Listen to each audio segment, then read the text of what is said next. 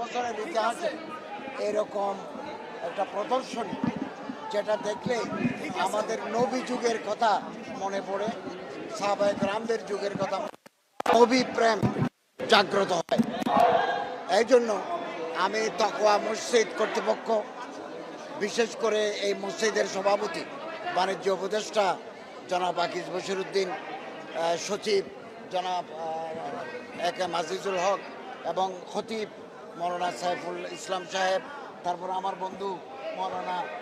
কি নাম রহমানী সাহেব, গাজী সানাউল্লাহ রহমানী সাহেব এবং আরও যারা কমিটির সাথে যুক্ত, আমরা তাদেরকে অভিনন্দন জানাচ্ছি। এই প্রদর্শনীর মাধ্যমে এই যে খেজুর গাছ, এই যে ক্যানোপি উপরে যে এটা, এবং এখানে যে খুতবা প্রদানের যেই ব্যবস্থাপনা, এর মাধ্যমে আমাদেরকে